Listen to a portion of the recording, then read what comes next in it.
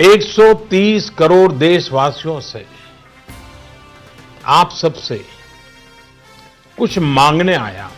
नमस्कार दोस्तों, स्वागत है आप सभी का हमारे सबसे बड़े न्यूज चैनल में, जहां हम आपके लिए लेकर आते हैं देश और दुनिया से जुड़ी बड़ी खबरें, मुख्य समाचार और काम की खबरें। हर एक खबर जान लेना आप लोगों के लिए बेहद ही जरूरी है। तो चलिए दोस्तों, हम सबसे पहले आपको देश में फैली चीनी महामारी के ताजा आंकड़ों के बारे में बता देते हैं। देश भर में पिछले 24 घंटों में कोरोना वायरस के 55,054 नए मामले सामने आए हैं। साथ ही इस वायरस की वजह से पिछले 24 घंटों में 780 लोगों की देश भर में मौत हो चुकी है और अब देश में कुल मामलों की संख्या 16 लाख के पार पहुंच चुकी है, जो कि एक बेहद ही दुख की खबर है। इसी के साथ चलते हैं दोस्तों आज की पहली बड़ी खबर की तरफ। लेकिन इससे पहले आप हमारे YouTube चैनल को सब्सक्राइब करके उसके पास में छोटी सी बेल है, उसे ध्यान से जरूर दबाइए ताकि आपकी कोई भी काम की जानकारी मिस न हो और आपको समय समय पर मुख्य खबरें मिलती रहे। सरकार ने किया अनलॉक 3 के नए नियम जारी, जानिए क्या रहेगा 31 अगस्त तक खुला और क्या रहेगा बंद।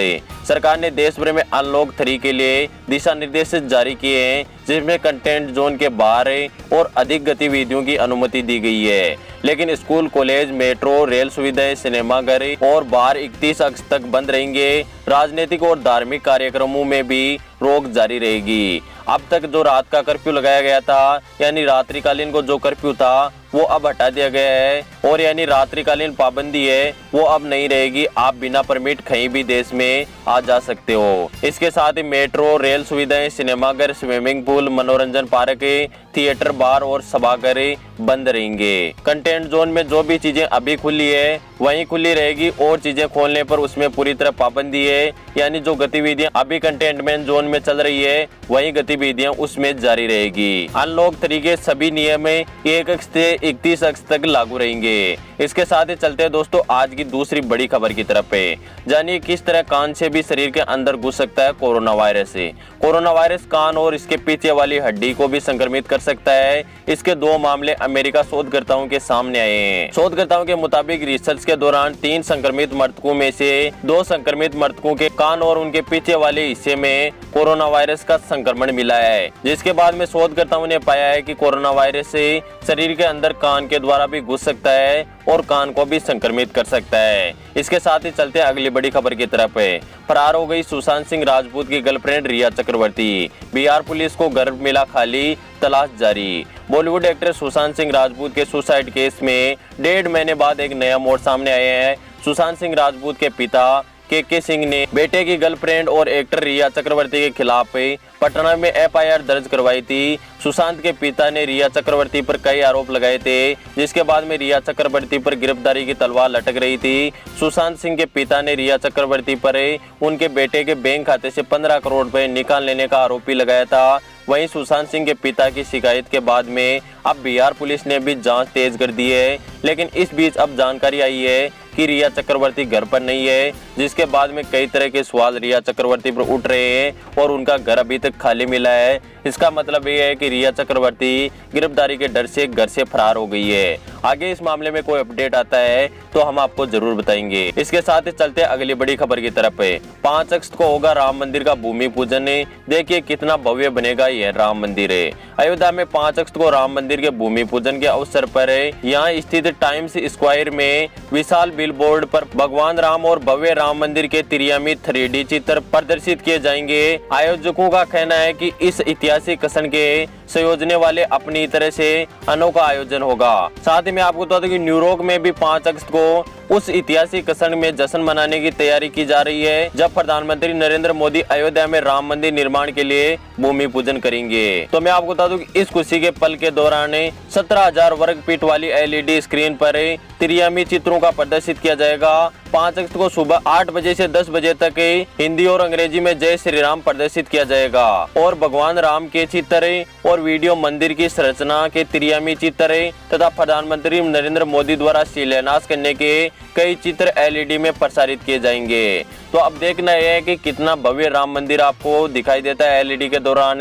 उसमें जो संपूर्ण मंदिर का नक्शा है वो LED के माध्यम से दिखाया जाएगा और उस LED की आकृति है 17,000 वर्ग फीट। आप सोच सकते हो कि कितनी बड़ी एलईडी में भगवान राम मंदिर के जो चित्र है वो भी दिखाए जाएंगे। साथ ही प्रधानमंत्री नरेंद्र मोदी भूमि पूजन करेंगे, वो भी वीडियोज उसी एलईडी में दिखाए जाएंगे। इसके साथ ही चलते हैं अगली बड़ी खबर की तरफ। कोरोना के 2 नए लक्षण आए सामने। शरीर में ऐसा महसूस होता है तो आपको टेस्ट जरूर कराना चाहिए। पहले बुखार, खांसी, थकान, सांस लेने में दिक्कत, बलगम, मांसपेशियों में दर्द, गले में खराशी और दस्त जैसे लक्षण शामिल थे। लेकिन अब सीडीसी की रिपोर्ट के मुताबिक ऐसे मरीजों की तादाद बहुत ज्यादा हो गई है जो कोरोना पॉजिटिव पाए जाने के बाद में सूंघने और स्वाद को पहचानने की शक्ति खो देते हैं। जिन लोगों को कोरोना वायरस के 1 या 2 लक्षण दिखाई दे रहे हैं उनकी टेस्टिंग कराना चाहिए, अब बहुत जरूरी हो गया है।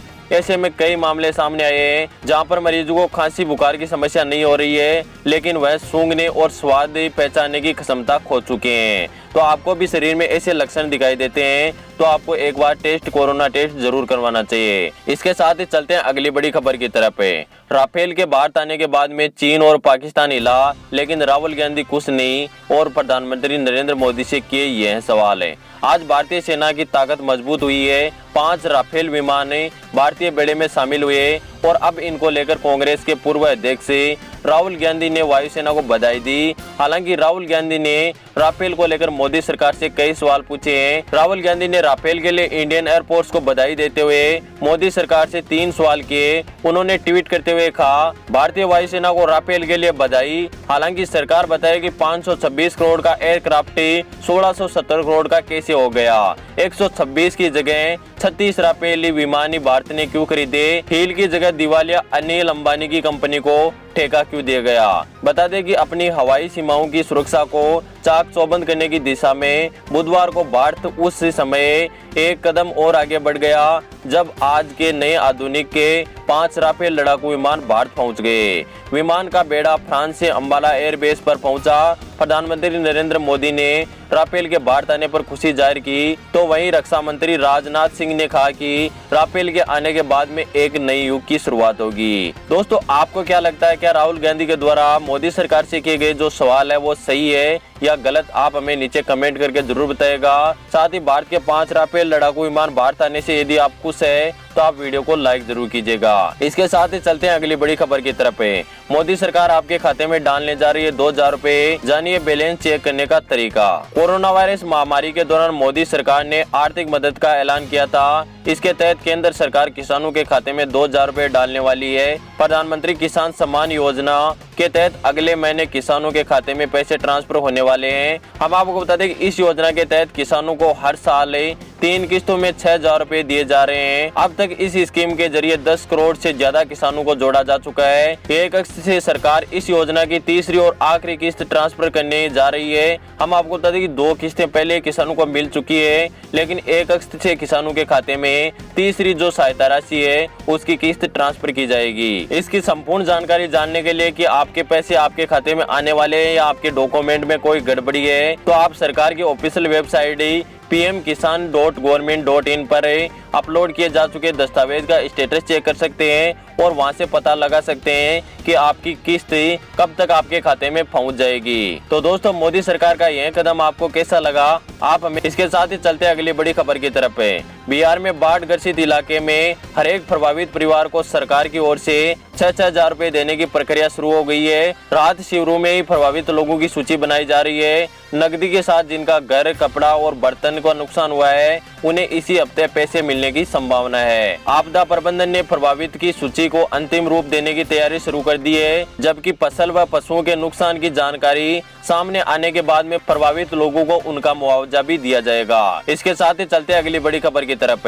पेरेंट्स के लिए खुशखबरी, लॉकडाउन में स्कूल फीस के मुद्दे पर हाई कोर्ट ने सुनाया अहम फैसला। छत्तीसगढ़ हाई कोर्ट ने लॉकडाउन के दौरान अभिभावकों से वसूली करने जाने वाली स्कूल फीस पर बड़ा फैसला सुनाया है। कोर्ट ने सोमवार को राज्य शासन के उस आदेश को निरस्त कर दिया जिसमें कहा गया था कि निजी स्कूलें लॉकडाउन के दौरान फीस की वसूली स्थगित रहेगी और शिक्षकों को निजी संस्थाओं के द्वारा वेतन देना अनिवार्य है। लेकिन इसके बाद में मैं आपको बता दूं, अभिवक्ता आशीष श्रीवास्तव ने मंगलवार को इस संबंध में जानकारी देते हुए कहा कि छत्तीसगढ़ हाईकोर्ट के एकल पीठ ने स्कूल फीस से जुड़े राज्य शासन के आदेश को निरस्त कर दिया है, लेकिन साथ ही स्कूल और अभिभावक दोनों को राहत पहुंचाने के लिए लॉकडाउन की अवधि में सिर्फ स्कूलें ट्यूशन फीस ही ले सकती है और जो नॉर्मल फीस होती है उसकी अभी तक जो स्कूलें वो वसूली नहीं कर सकती, उसको स्थगित कर दिया गया है। यानी लॉकडाउन खुलने के बाद में स्कूलों को नॉर्मल फीस दी जाएगी, जब तक स्कूलें फीस ट्यूशन फीस की वसूली जरूर कर सकती है। इसके साथ ही चलते अगली बड़ी खबर की तरफ है।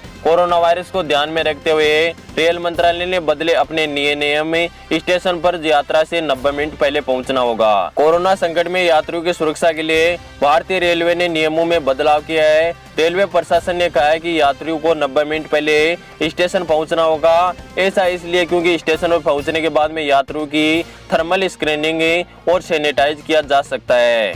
रेलवे ने साफ तौर पर कहा है कि बिना थर्मल स्क्रीनिंग और सैनिटाइज के यात्रियों को ट्रेन में बैठने की अनुमति नहीं दी जाएगी, चाहे उनकी ट्रेन निकल भी जाए। लेकिन मैं आपको बता दूं कि आपको यदि ट्रेन में यात्रा करनी है तो आपको स्टेशन पर 90 मिनट पहले पहुंचना होगा, जिसके बाद में आपको सैनिटाइज किया जाएगा और आपकी थर्मल स्क्रीनिंग की जाएगी, आपका तापमान भी नापा जाएगा और उसके बाद में आपको ट्रेन में बैठने की अनुमति दी जाएगी। साथ ही ट्रेन में यात्रा करने के दौरान आपके मुंह पर मास्क भी अनिवार्य है। संपूर्ण यात्रा के दौरान आपके मुंह पर मास्क होना भी अनिवार्य है। तो दोस्तों फिलहाल की न्यूज के वीडियो में बस इतना ही। उम्मीद करता हूं कि आपको वीडियो पसंद आया होगा। वीडियो पसंद आए तो लाइक जरूर कीजिएगा। आगे भी ऐसी महत्वपूर्ण खबरें जानना चाहते हो तो अभी हमारे यूट्यूब चैनल को सब्सक्राइब करके पास वाले बेल आइकन पर दबा के उसे ऑल नोटिफिकेशन को ऑन जरूर कीजिए, ताकि आपको मिलती रहे ऐसी महत्वपूर्ण खबरें समय समय पर। मैं मिलता हूँ किसी नेक्स्ट न्यूज वीडियो में, तब तक के लिए धन्यवाद। जय हिंद, वंदे मातरम।